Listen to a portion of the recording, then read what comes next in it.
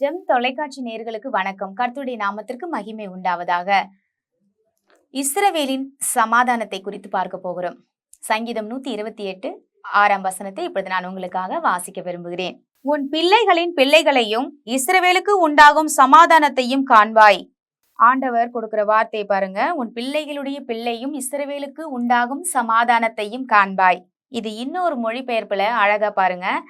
ஒரு வார்த்தை வந்திருக்கு. நீ உன் பேர பிள்ளைகளையும் காணும்படி வாழ்வாய் என நம்புகிறேன். இஸ்ரவேலின் சமாதானம் நிலவட்டும். EC2 வெர்ஷன், ERV வெர்ஷன் என்ற மொழிபெயர்ப்புல உன் பேர பிள்ளைகளுடைய வாழ்க்கையை காண்பாய். சில பேர் அல்பாயுஸ்ல போயிட்டாங்க அப்படின்வாங்க, வாழ வேண்டிய வயசுல. ஆனா ஆண்டவருடைய சித்தம் அது கிடையாது. உன் பேர பிள்ளைகளுடைய வாழ்வை நீ காண்பாய் என்று ஆண்டவர் வாக்குத்தத்தத்தை கொடுத்திருக்கார். அங்க தேவன் பாருங்க, ஆண்டவர் சொல்றாரு, உன் பேர பிள்ளைகளுடைய வாழ்க்கையை நீ காண போற அப்படின்னா உன் வாழ்க்கை ஒருவேளை இப்பவே முடிஞ்சிடற மாதிரி இருந்ததுன்னா பாருங்க, உங்க வாழ்க்கையில இன்னைக்கே டோட்டலா நான் க்ளோஸ்ட், எனக்கு வாழவே பிடிக்கல அப்படின்னு சில பேர் இந்த தொலைக்காட்சி பார்த்து கொண்டு இருக்கவங்க ஒரு முடிவுல இருக்கலாம். ஆனா ஆண்டவர் கொடுக்கிற வார்த்தை உங்களுக்காக. வார்த்தை எதுக்கு கொடுக்கிறார் அப்படின்னா நீங்க அதுல இருந்து விடுதலையாக வேண்டும் என்பதற்காக. ஆண்டவர் சொல்றாரு, உன் பிள்ளைகளின் பிள்ளைகளை காண்பாய். பாருங்க, ஒரு குடும்பத்துக்கு பாருங்க, ஒரு குடும்ப நபரை சந்திக்கும் பொழுது கொடுக்கிற ஒரு வார்த்தை, உன் பிள்ளைகளுடைய பிள்ளைகளை நீ காண்பாய் அப்படின்னா அவங்க வீட்டுல அநேக பிரச்சனைகள் இருக்குன்னு தானே அர்த்தம். அவங்க நினைப்பாங்க, இந்த பிள்ளைங்களை வளர்த்துட்டு இந்த ஜென்மத்தை எதுக்கு வச்சுக்கிட்டு இருக்கேன்னு தெரியல, போய் சேர்ந்துட்டா பரவாயில்ல அப்படின்னு நினைச்சுக்கிட்டு இருக்கவங்களதான் ஆண்டவர் தேர்ந்தெடுத்து சொல்றாரு, உன் பிள்ளைகளுடைய பிள்ளைகளை பார்ப்பாய். யோபோட வாழ்க்கையில நடந்துச்சா இல்லைங்களா? யோபோட வாழ்க்கையை நீங்க எடுத்து பாருங்க. 42ஆம் அதிகாரத்துல 16வது வசனத்துல பார்க்கும் பொழுது ஆண்டவர் அந்த இடத்துல யோபுக்கு என்ன சொல்லி இருக்கிறார் பாருங்க. பிள்ளைகளுடைய பிள்ளை 4ஆம் தலைமுறை மட்டும் பாருங்க.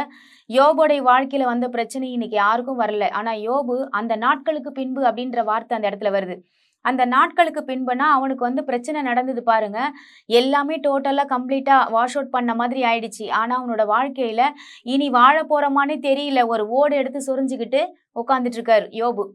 என்னன்னா பற்கள் நிறைந்த உடம்போட. அவர் யாருங்க? ஒரு ராஜா. யோபு போல ஒரு வாழ்க்கை வாழ்ந்த மனுஷங்க யாரும் இருக்க மாட்டாங்க. அந்த மாதிரி பாருங்க, அவங்களுக்கு 10 பிள்ளைங்க இருந்தாங்க. அந்த 10 பிள்ளைங்களையும் அவங்க பிள்ளைங்களை போல யாரும் கிடையாது, அவங்க குடும்பம் மாதிரி யாரும் கிடையாது. அப்படிப்பட்ட வாழ்க்கையை வாழ்ந்த யோபுடைய வாழ்க்கையில பல பிரச்சனைகள் வந்தது. ஆனா அவன் சொன்ன வார்த்தையை பாருங்க, 4ஆம் பிள்ளைகளுடைய பிள்ளைகளை பார்த்துட்டு அதுக்கப்புறம் 140 வருஷம் அதன் பின் அப்படின்னு வருது. இந்த பிரச்சனை எல்லாம் நடந்து முடிச்சுட்டு பின்பு பாருங்க 140 வருஷம் உயிரோட இருந்து பிள்ளைகளுடைய பிள்ளைகள் அப்படின்னு ஒரு 4 தலைமுறைய பார்த்துட்டு தான் அவர் செத்து போயிருக்காரு. அதுவும் பூரண வயதுள்ளவனா. லாஸ்ட் வசனத்தை எடுத்து வாசிச்சு பாருங்க. யோபு பூரண வயதுள்ளவனாய் மரித்தான். பூரணமா வாழ்க்கையை அனுபவிச்சுட்டு தாங்க அவர் மரிச்சிருக்காரு. யோபுக்கு வந்த வாழ்க்கையெல்லாம், யோபுக்கு வந்த பிரச்சனையெல்லாம் யாருக்கும் வரல. அவரோட வாழ்க்கையில வந்த பிரச்சனைக்கு அப்புறமா 140 வருஷம் அவர் வாழ்வாரான்ற ஒரு கேள்விக்குறியில வாழ்ந்த ஒரு மனிதனை தேவன் இவ்விதமாக ஆசீர்வதித்து மறுபடியுமாக பேர பிள்ளைகளோடு அவர் வாழ்ந்து செழிக்கும்படியாக வைத்த தேவன் ஏன் உங்களையும் என்னையும் வைக்க மாட்டார்? நம்ம வாழ்க்கையில சில பிரச்சனை வந்துருச்சுனாவே உடஞ்சி போயிடுறோம். ஏன் வாழ்றோன்னே தெரியலங்க. போய் சேர்ந்துட்டா இதெல்லாம் பார்க்கவே வேண்டாம், இதெல்லாம் பார்க்கறதுக்கு தாங்கிறதுக்கு சக்தி கிடையாது எனக்கு அப்படின்றாங்க. சக்தியை தேவன் கொடுப்பார்.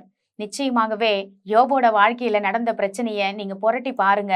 அங்க அவருக்கு நடந்த பிரச்சனையை துன்பத்தின் மத்தியில வாழவே மாட்டாங்க இன்னொரு மனுஷனா இருந்தா. ஆனா அவர் மறுபடியும் வாழ்ந்து 10 பிள்ளைங்களையும் பெத்தெடுத்தார். அதே மனைவிதான். ஆனா மறுபடியும் சொத்து வந்துச்சு. மறுபடியும் 140 வருஷம் வாழ்ந்திருக்கார். மறுபடியும் 4 தலைமுறை பேர பிள்ளைகளை பார்த்திருக்கிறார். தேவனுடைய சித்தத்தை முதல்ல நீங்க அறிந்து கொள்ள வேண்டும். தேவனுடைய சித்தம் 4ஆம் தலைமுறை மட்டும் அவர் பாருங்க, பாவம் செய்கிறவரை விசாரிப்பேன் என்று சொன்னவர் நீதிமான்களுடைய பிள்ளைகள் 4 தலைமுறைகளையும் பார்த்துட்டு அவன் வாழ்க்கையை பூர்ணமாக வாழ்ந்து முடித்த பின்புதான் தேவ சித்தம் நிறைவேறும் எடுத்துக்கொள்ளப்படுவோம். ஆனா அதுக்கு நடுவுல நீங்க நினைச்சாலும் போக முடியாது. சில பேருடைய வாழ்க்கையில நான் செத்து போயலாம் நினைச்சிட்டு இருக்கவங்க மத்தியில ஆண்டவர் பேசுற வார்த்தை, உங்களை தேவன் கைவிடவும் மாட்டார். அவர் சொல்றார், நான் உன்னை விட்டு விலகவும் மாட்டேன், நான் உன்னை கைவிடவும் மாட்டேன் என்று சொன்ன தேவன் அவர் உங்களை நடத்துவார். பிரச்சனைகளை பார்த்து சோர்ந்து போகாமல் இருங்கள். பிரச்சனைகள் பார்த்து உங்களை தான் பார்த்து பிரச்சனை சோர்ந்து போயிடணும். பிரச்சனை வரலன்னா ஆச்சரியப்படணும். நீங்க பிரச்சனை வந்திருக்கா, அதுல ஒரு வெற்றி கண்டிப்பா இருக்கு. யோபோடைய வாழ்க்கையில இரட்டத்தனையை ஆசீர்வதித்த தேவன் நிச்சயமாகவே உங்கள் வாழ்க்கையிலையும் இரட்டத்தனையா இல்லை 1000 மடங்கு தேவன் உங்கள் வாழ்க்கையை ஆசீர்வாதமாக மாற்ற வல்லவராக இருக்கிறார். அவரால் கூடாத காரியம் ஒன்றும் இல்லை. தேவனால் எல்லாம் கூடும்.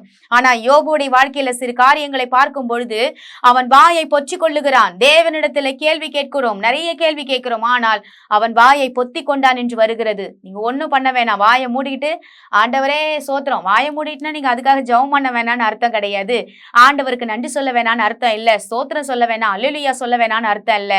உங்கள் பிரச்சனையின் மத்தியில பாருங்க, ஆண்டவரோடு வழக்காடி ஆண்டவரை கேள்வி கேட்டுட்டே இருக்கும். அதையெல்லாம் விட்டுட்டு ஆண்டவருக்கு நன்றி சொல்ல உங்க வாய்களை திறங்க, அதுவும் விரிவாய் திறங்க. ஆண்டவரை தொழுது கொள்ளுங்க, ஆண்டவரை துதிங்க. நீங்க ஒண்ணுமே செய்ய தெரியலனாலும் பரவாயில்ல, ஆண்டவரை போற்றுங்க, மகிழுங்க, பாடுங்க. இதையெல்லாம் செய்யும் பொழுது தேவன் பாருங்க மகிழ்ச்சி உள்ள ஒரு வாழ்க்கையாக உங்க வாழ்வை மாற்றுவார். உங்க பிள்ளைகளுடைய பிள்ளைகளை நீங்க காண்பீங்க. அதை காட்டிலும் உங்களை விடவே மாட்டார் அவர். நிச்சயமாகவே தேவன் உங்கள் ஆயுசு நாட்களை பூர்ணப்படுத்துகிறவர். எங்கள் அன்பும் இரக்கமும் நிறைந்த நல்ல தகப்பனே, ஆண்டவரே இயேசு கிறிஸ்துவின் நாமத்தினால் நாங்கள் மண்டையில் வருகிறோம் சுவாமி. இந்த நாட்கள்ல அப்பா பிள்ளைகளோட இஸ்ரவேலின் சமாதானத்தை நாங்கள் பார்த்தோம். இஸ்ரவேலுக்குன்னு ஒரு சமாதானத்தை நீர் வைத்தீர். இஸ்ரவேலர் ஆண்டவரை இன்றைக்கும் அவர்கள் பிளஸ்ஸிங்கா இருக்கிற காரணம் தேவன் கொடுத்த ஆசீர்வாதங்களை பெற்று அனுபவிக்கக்கூடிய வாக்குத்தத்தங்களை பெற்ற மனிதர்களாக இருந்தார்கள். அப்படிப்பட்ட வாக்குத்தத்தங்களை இன்றைய காலகட்டத்தில் இயேசு கிறிஸ்துவை ஏற்றுக்கொண்ட அத்தனை பேருக்குமே நீங்க கொடுத்திருக்கீங்க. நாங்கள் இஸ்ரவேலுக்கு ஆண்டவரை தகப்பனை ஒப்பாக இருக்கிறோம். அந்த இஸ்ரவேலின் சமாதானத்தை எங்களுக்கும் நீர் வைத்திருக்கிறீர். அந்த சமாதானத்தை பெற்று அனுபவிக்க என் தேவன் அப்பா நீங்கள் எங்களுடைய இருதயத்தை மாற்றும்படியாக நாங்கள் ஜெபிக்கிறோம். வெறும் பிரச்சனையில நாங்க போய் சேர்ந்தெல்லாம் நினைக்கிறதுக்கு பதிலாக இந்த பிரச்சனையை காட்டிலும் என் தேவன் பெரியவர், இந்த பலவீனத்தை காட்டிலும் என் தேவன் பெரியவர், இந்த குறைவுகளை காட்டிலும் என் தேவன் பெரியவர் என்று ஆண்டவரை நாங்கள் உம்மை சார்ந்து உம்மை பற்றி கொள்ள எங்களுக்கு உதவி செய்தருளும்படியாக நாங்கள் வேண்டிக் கொள்ளுகிறோம். ஜீவனுள்ள நல்ல தகப்பனே, ஆமேன். கர்த்தர் நம் அனைவரையும் ஆசிர்வதிப்பாராக. God bless you.